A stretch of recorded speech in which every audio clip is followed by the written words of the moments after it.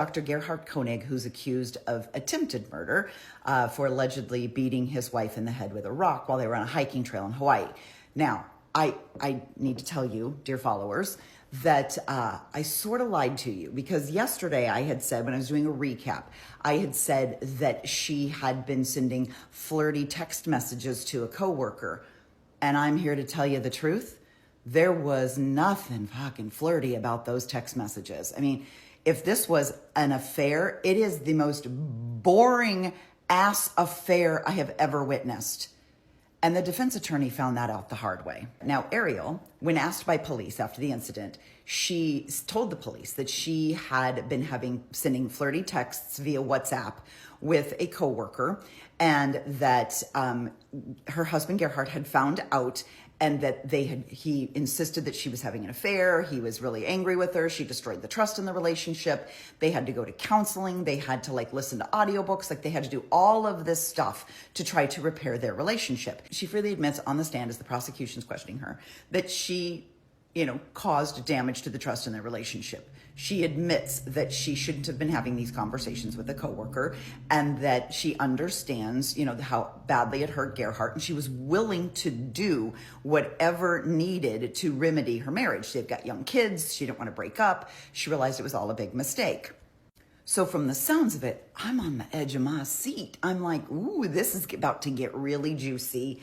And a lot of times an affair will be motive. So I was a little bit surprised that the prosecutor didn't go into it more, like how angry was he? When did he find out? How did he find out? He didn't really go into it that deeply. And I thought, if this is one of the motives, I feel like we should explore this a little further. But luckily, the defense attorney did that. And let me just tell you, this was the biggest, fattest, nothing burger you have ever fucking seen in your life. Because they weren't flirty. They weren't affectionate. They weren't, you're used to these texts. If I think back the last couple of cases, I think about Corey Richins, the text she was sending, even the text messages between Karen Reed and Brian Higgins. I mean, that's pretty steamy stuff. Corey Richins was like, if my husband wasn't here, would you marry me? I think of you night and day.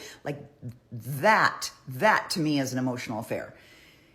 The defense attorney presents her with pages, and he's going on, and he's shocked at the number of texts. This is your coworker. Oh, and hold on a minute. I forgot an important detail.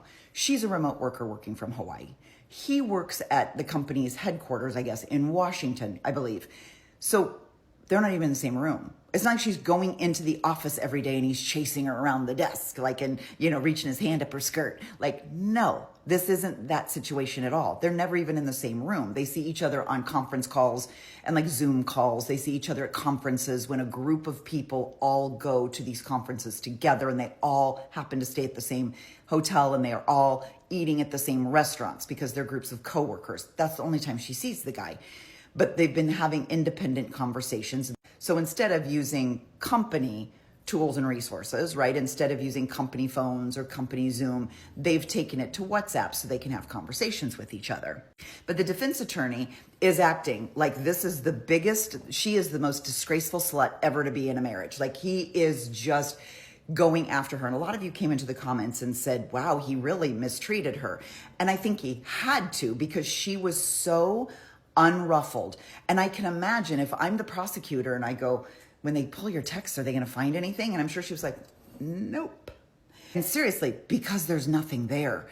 There is a whole 2 days. He pulled these texts from a Sunday, and he made a really big deal that they were talking to each other on a Sunday. This couldn't possibly be work related. But then he's reading through them, and it's literally like, hi, hey, good morning. What you doing? Having some coffee. How about you? Same, having some coffee. What are you doing today? Oh, well, we're going to watch some football. Yeah, us too. Yeah, hopefully the big team will win. It is so absent of any, there's no romance, there's no sex, there's no hot, steamy flirtation.